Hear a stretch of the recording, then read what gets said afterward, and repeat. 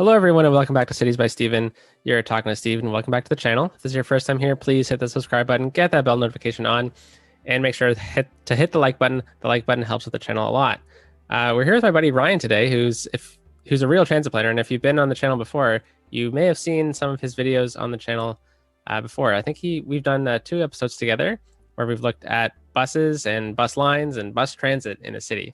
Ryan has worked on transit in a real Canadian city, a Canadian city, and he's here to kind of comment about transit lines and transit in the city of New Lancaster as one of the final episodes of the city before we move on to our next city, which will be themed in Quebec. So we got this episode today, and then the next episode is going to be a traffic fix video. So Ryan, why don't you introduce yourself? Hello, everyone. I'm glad to be back on the channel. I've had such a warm welcome and receiving each and every time before. So it's just with open arms that you welcome me in, and I am glad to be here. So thank you to all the Cities by Steveners or New Lancasterites, however you like to identify yourself. I'm thrilled to be back. Well, thanks for coming on, Ryan. Thanks for taking the time out of your busy days to help out our viewers with looking at how transit works in the real world and how we can kind of maybe transfer it to city skylines. So right now we're kind of driving through the suburbs, which is where we're going to start today. We're going to kind of look at the major transit hubs of the city and also the major transit lines of the city. And we're going to kind of look at how they work. So we're out in the suburbs, and the suburbs, what we have for transit out this way are bus lines that go in and around, connecting to this factory over here, connecting to the high school, connecting to this beautiful lake over here, and all throughout the suburbs. And they all filter with bus lines down to this hub over here. Now, this transit hub is an asset in the game, but what we've done is we've added a subway line connection that connects to the main line of the city, or the main subway loop of the city, so that people who live in the suburbs can take their local collector bus, come down to the station, and then they can transfer onto the subway. What do you think about how this transit hub works, Ryan? Steve, I'm so impressed. Here we are, at the sort of the resolution of New Lancaster, seeing where it's developed to, and this is some grade A transit planning. Users who have been, or rather viewers who have been sort of around for some of my other videos have definitely heard me rhyme on about the belt and loop planning, which for those who are new would definitely benefit from hearing. And what we're seeing here is exactly that. So a belt is considered your main artery.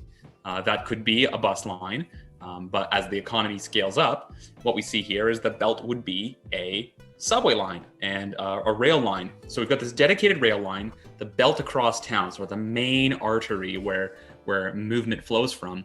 And along that, you want to chain in loops.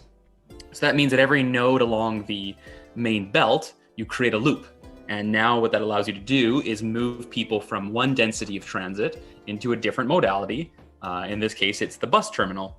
And from there, you can create spokes on the loops. So what I imagine we'll see is that those bus lines then connect into more residential and suburban lines that sort of reach the last tendrils of the city. And this is just quality transit planning. It's really exciting to see how it's developed along and become a reinforced system of multiple levels. So awesome stuff, Steve.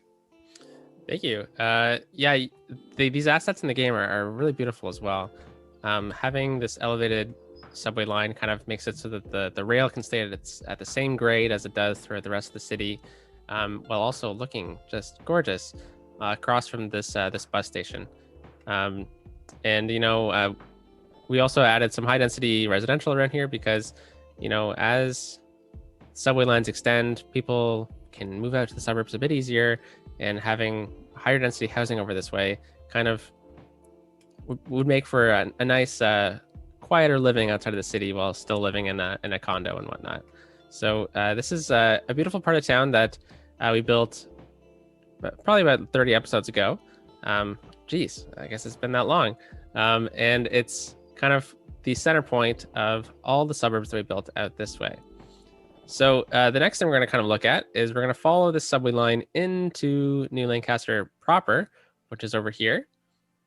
And the subway line follows right along, it goes into the mountain, underground, underneath all these roads, beside the highway, and it connects to this other transit or bus station as well, which has a subway connection underground attached to it. Now there is a lot of people using this bus station, which is fantastic to see, and it would sure make for a bit of an easier transfer than the last bus stop we just looked at. Well, this is really exciting, Steve. And you sort of pointed it out naturally. As you panned over, we see how the city is full. And that's where Subway comes in. When we think about the way that the city transforms upon itself, it's all about economies of scale. So naturally, the subway is a far more expensive option to implement because it's underground. We have to take out a lot of dirt, and that means added costs where above ground rail is always going to be cheaper.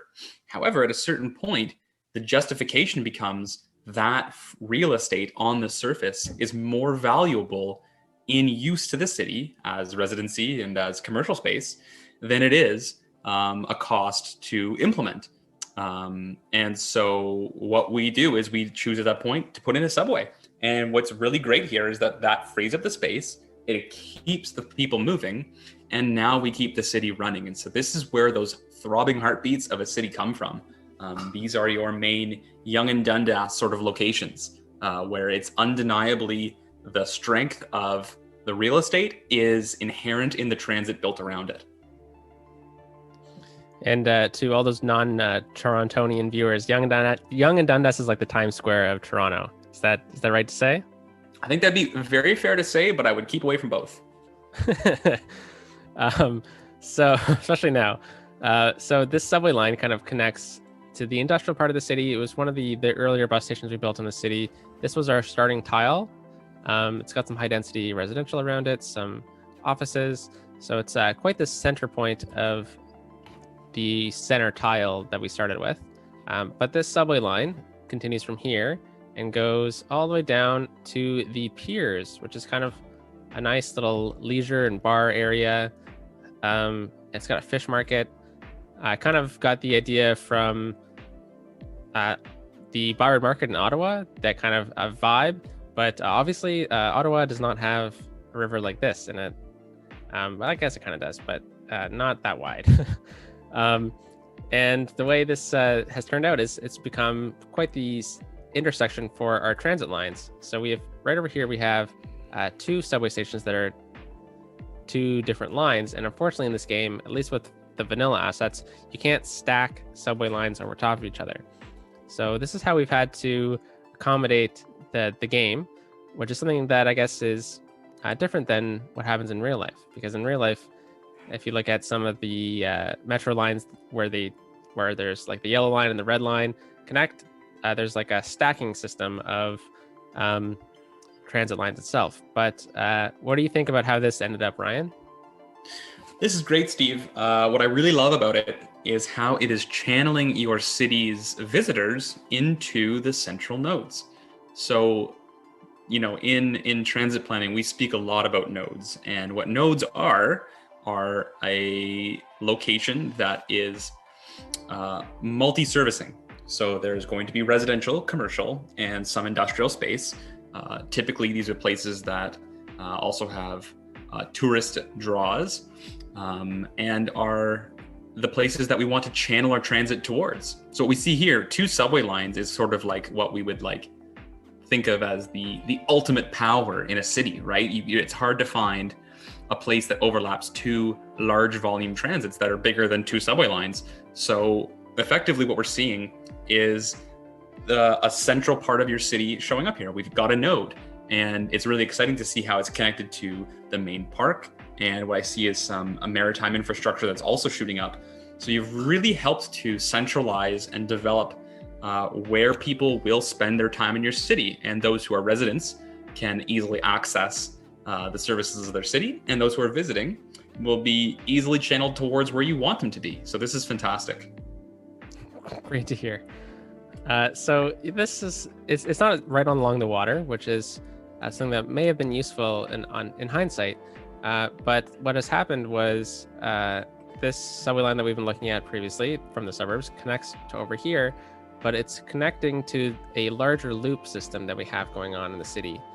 That a subway line it's connecting here, and the subway line goes all the way out over here, loops around to the airport, and in through the downtown and back. So we've got a bit of a loop of subway. So let's try to take a look at it with our in-game tools. So we'll just go to this, and if you can see, I'm just going to try to get a bit of a higher view. So I'm just going to highlight this green line here. That is our loop system for our subway. So it goes from New Lancaster proper, the New Lancaster Piers, into Brookfield, over to the airport, by the university, close to the stadium district, and right through the downtown and back.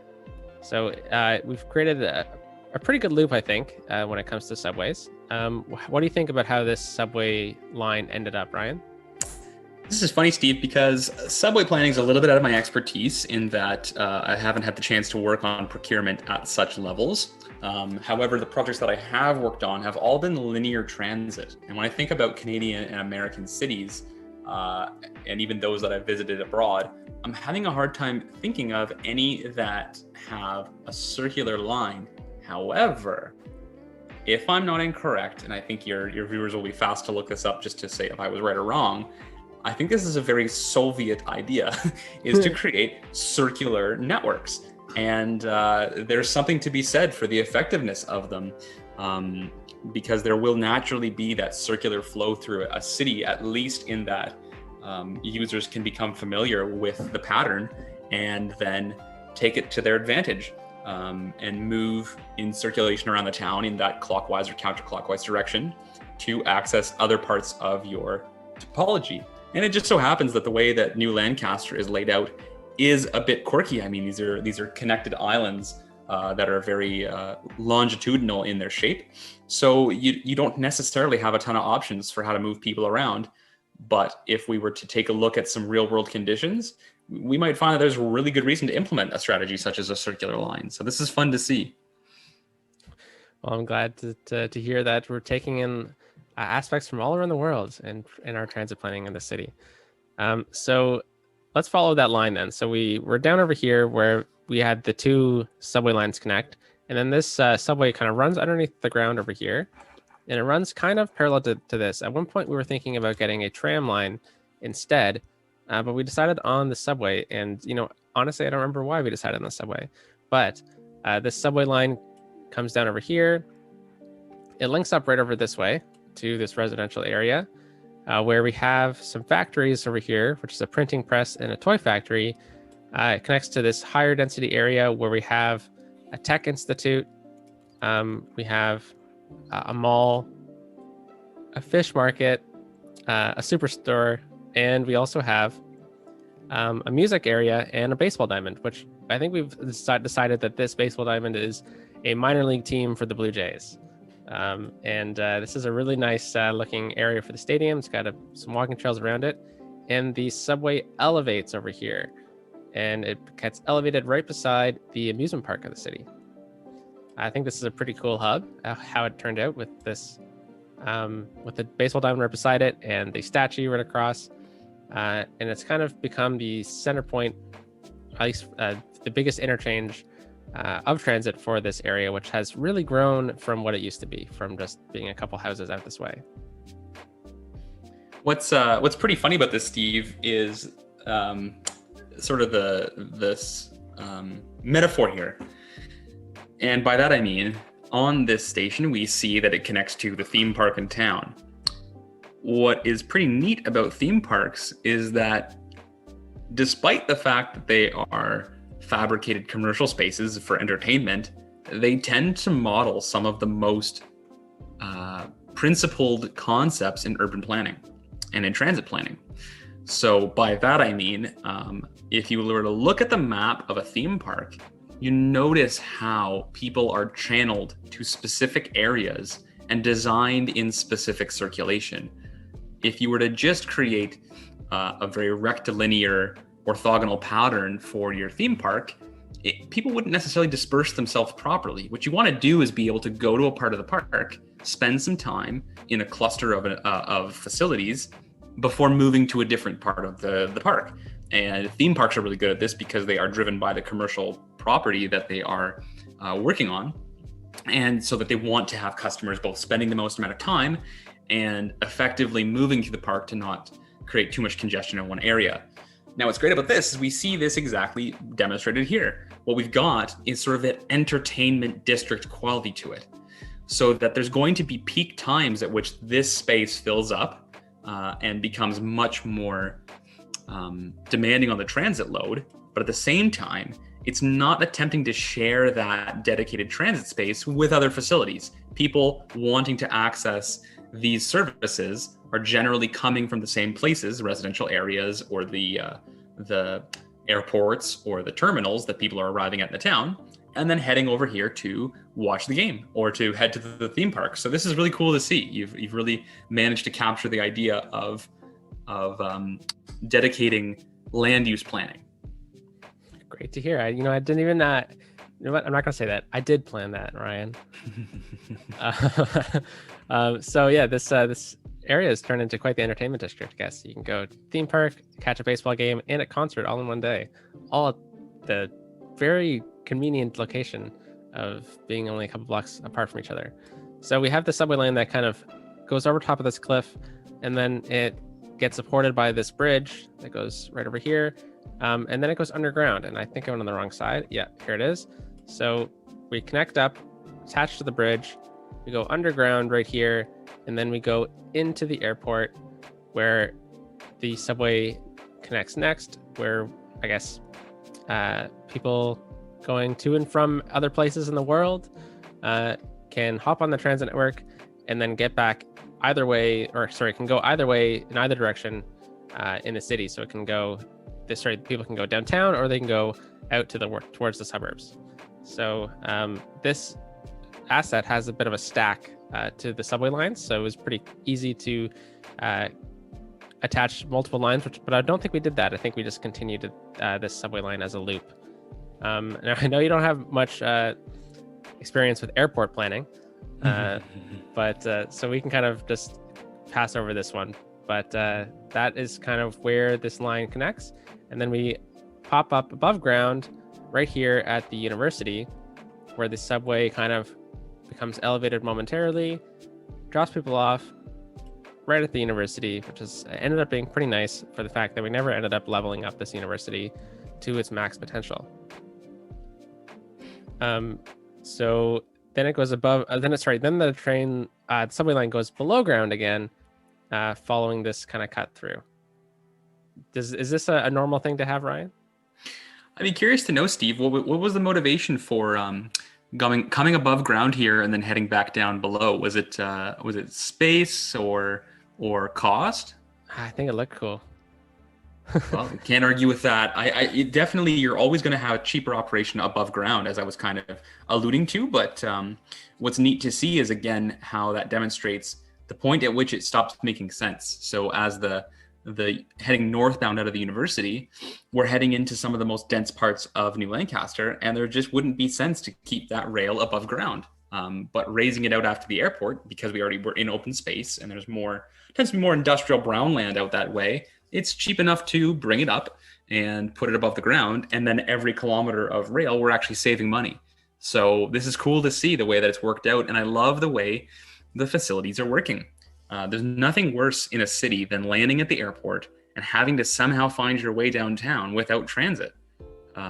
If you can't access very good transit from the most senior levels of circulation, which would be in this case air travel for sure, then your city has a problem. But what we see here is, whether you're a foreign dignitary giving a speech at the campus, or you are a visiting football team, you will always be able to access the facilities from the airport, hop on that rail line, and get to where you need to go.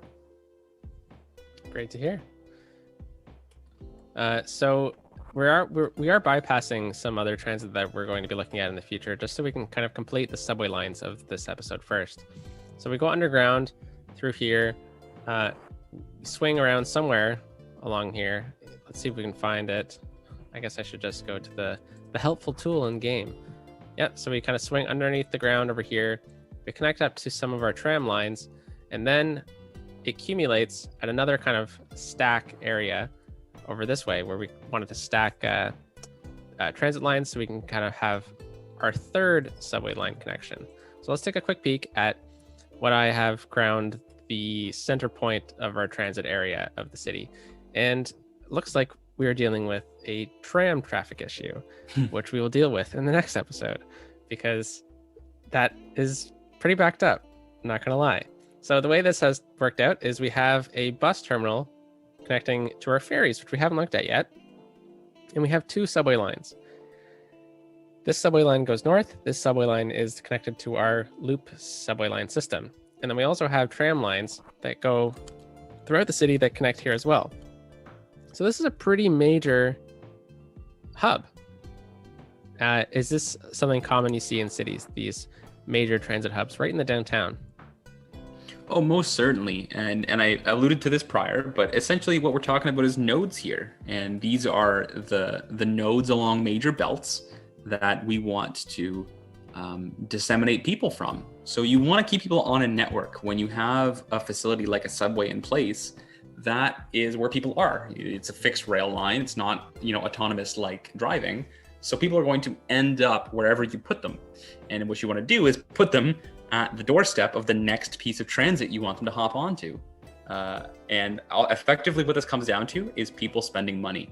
You want people moving effectively because the faster they get to where they're going, the more money they can spend.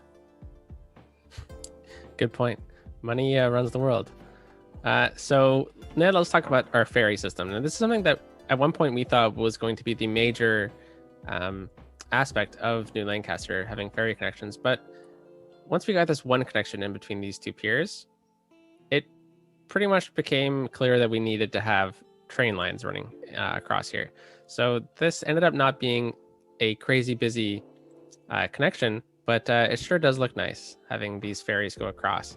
And it'd be very easy to get to and from the New Lancaster piers, where you can go have a nice drink at the bars, to your job downtown. And, you get to have the wind in your hair as you go across the lake or the river on the ferry.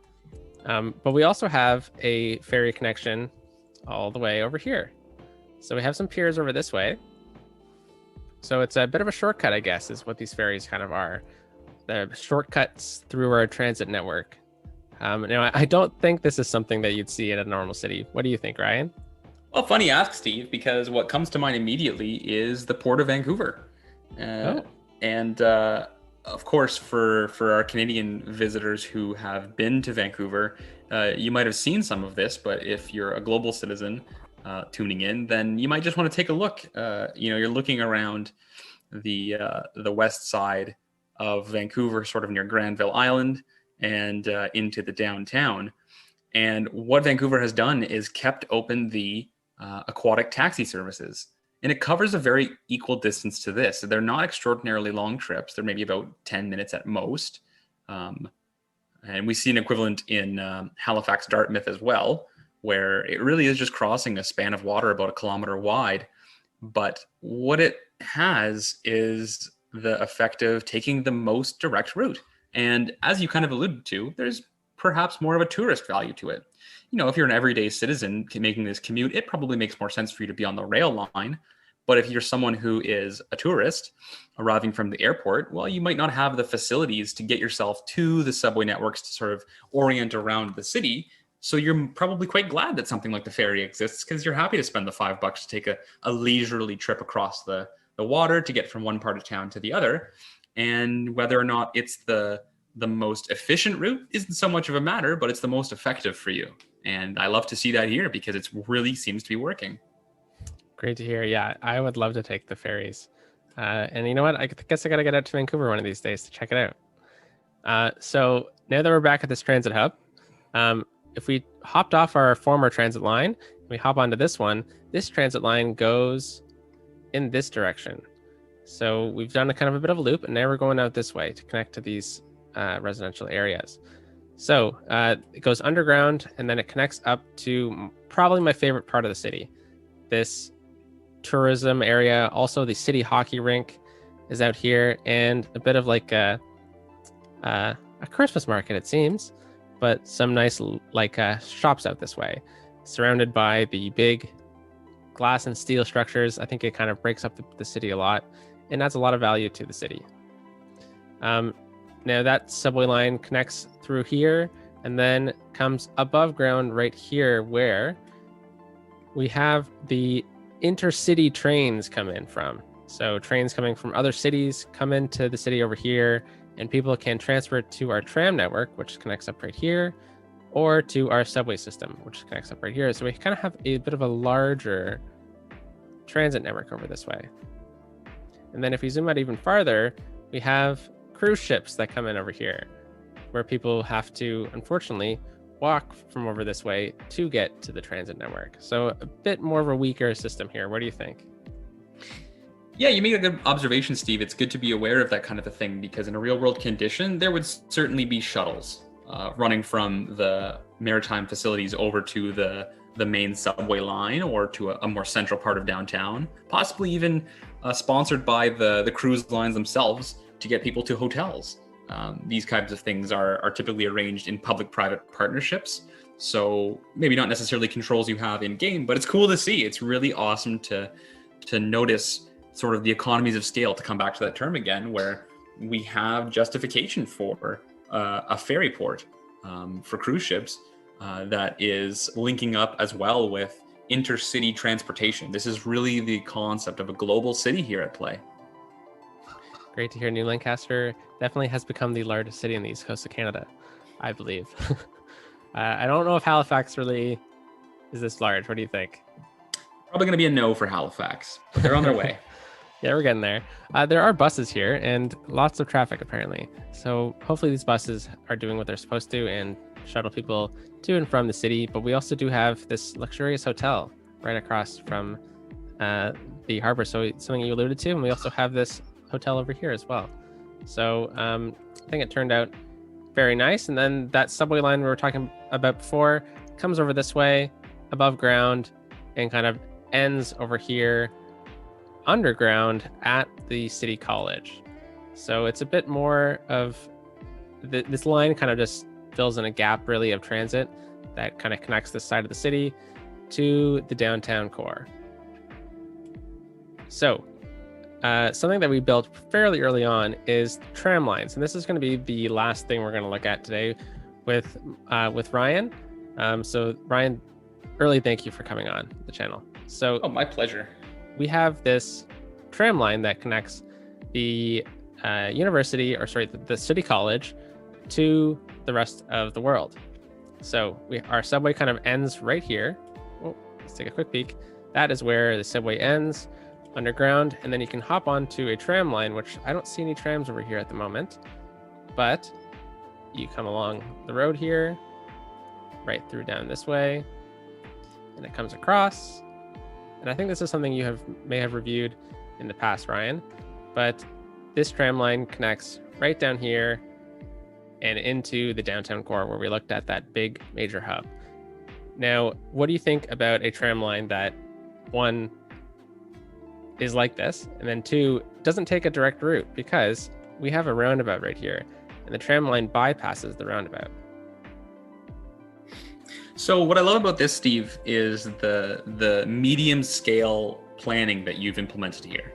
So when we looked back at the more central downtown area where we needed to have that subway under the ground, and we had the high-rise towers standing up and taking up sort of more of a busy approach to the city, the tram is a great option for that dedicated commercial space.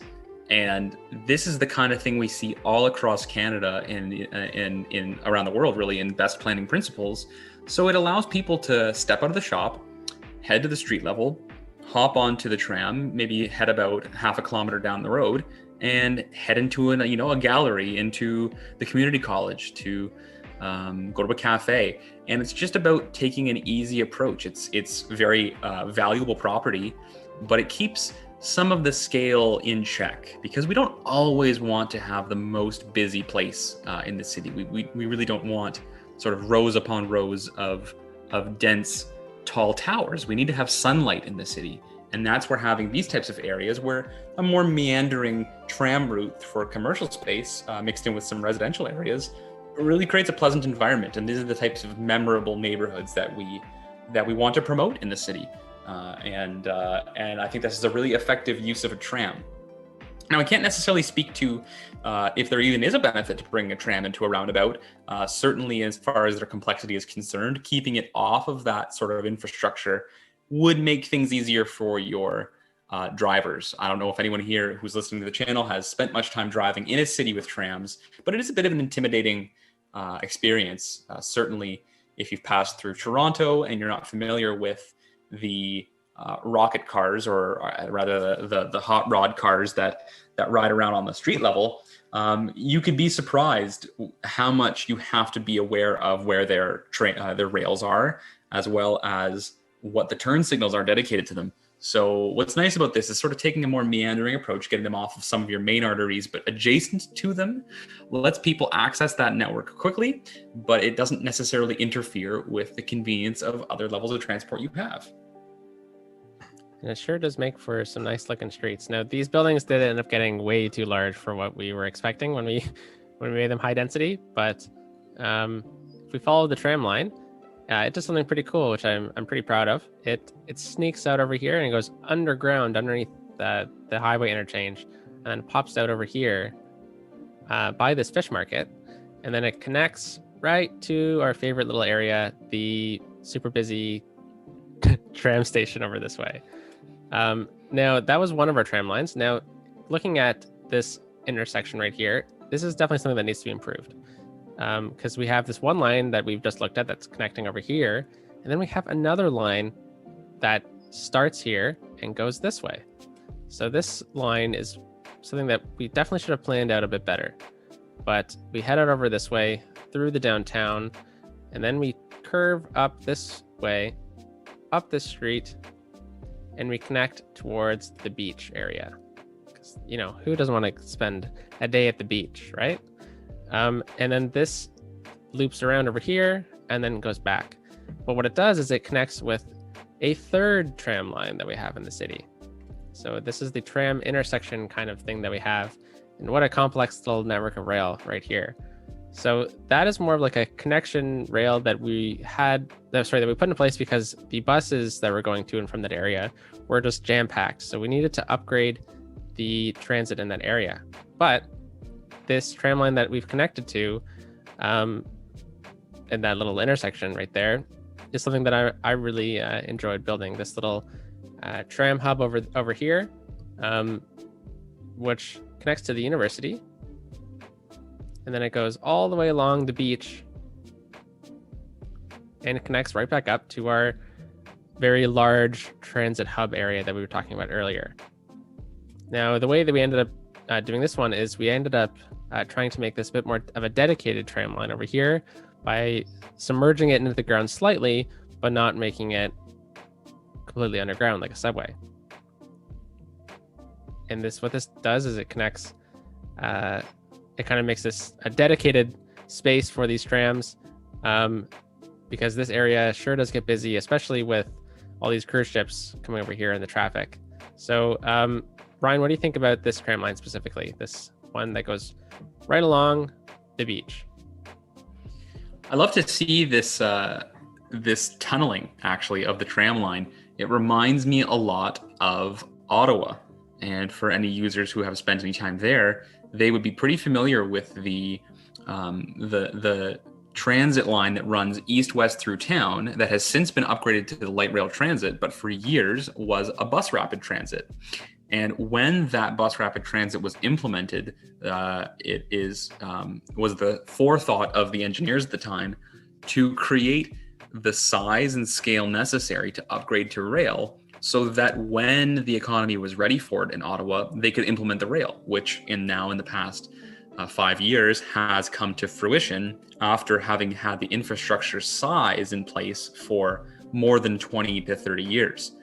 So it's really interesting to see this at play here, because this mirrors a very normal real world condition where once upon a time, this was probably better off as bus rapid transit. And when the city was ready to upgrade into a larger scale, in came the rail, and here are our trams. And so it's just gorgeous to look at. And we can fathom that at one point or another, maybe in the future, this would become a more dedicated subway line. But as far as this is now, probably services the city for the next 50 years. And the growth that will sort of occur around it will be all within scale.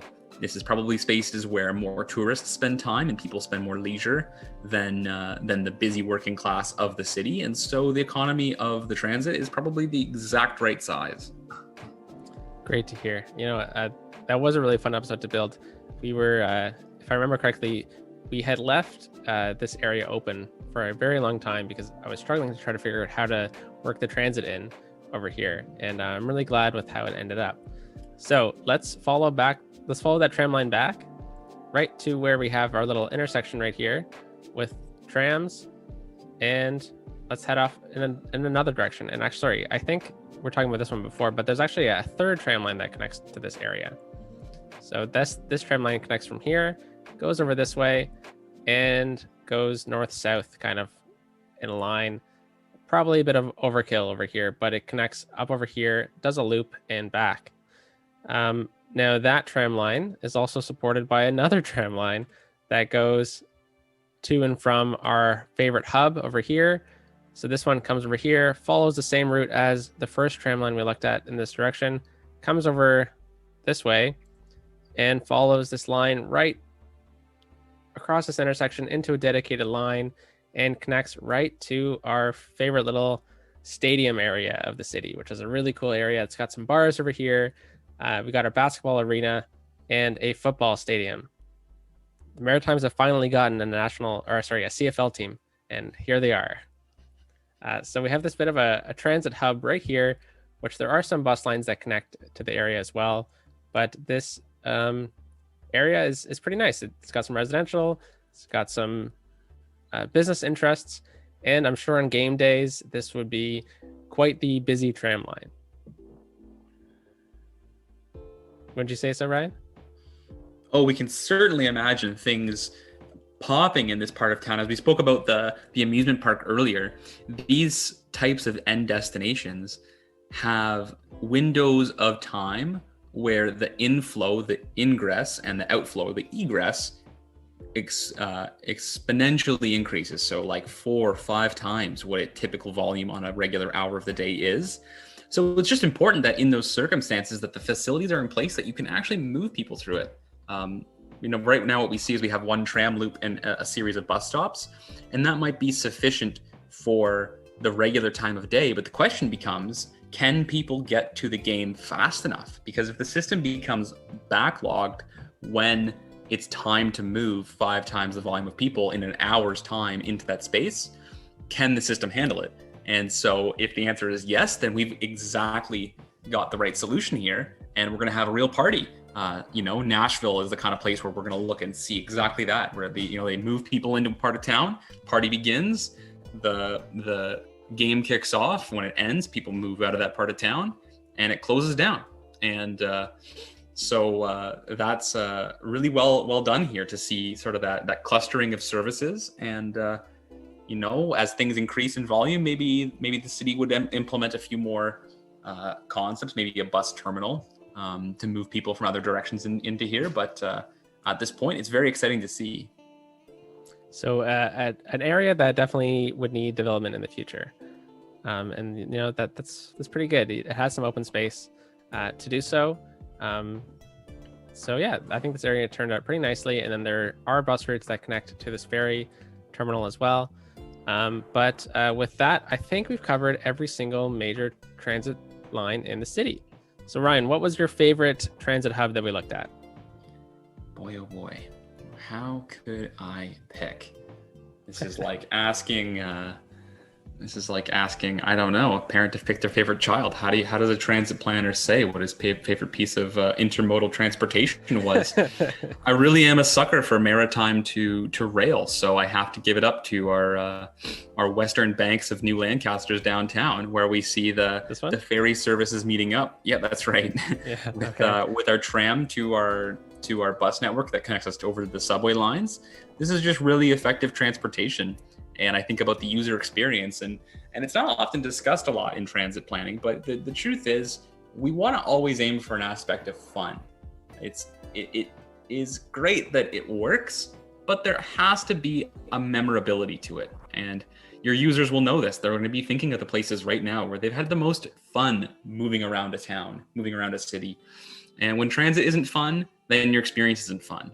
And that is what helps the city grow, is by creating a memorable occasion to get around. So this is great to see. And I think that, yeah, this has to get my A+ effort. Alongside maybe honorable mention is the campus station. I think that was another really, really great facility you've put in there. Oh, glad to hear. Well, Ryan, I look forward to doing this again with you in the future, maybe at the next city. Maybe we can do 1 or 2 episodes of transit in a Quebec-themed city. So look out for that episode in the future. What do you say? I'm looking forward to it. Sounds good. Sounds good with me. Well, Ryan, thank you very much for coming onto the channel today and discussing or doing a transit review of the city of New Lancaster. Thank you for the welcome back, everyone. And I'm looking forward to when we meet next time. Now, remember, please leave any comments down in the comment section down below if you have any questions for Ryan about what we discussed today, or if you have any transit suggestions for this city or a future city in general. Let me know how you found or how you liked these transit hubs, and I'll catch you in the next episode when we're going to be doing a traffic fix in the city, because we sure have found a lot of issues just by going over the city with Ryan. And then following that, we will start our next city. So get that bell notification on for the channel so you don't miss out on the next episodes. And please hit the like button, everyone. Thank you very much for watching this episode. And thank you, Ryan, for coming on. Peace out, everyone.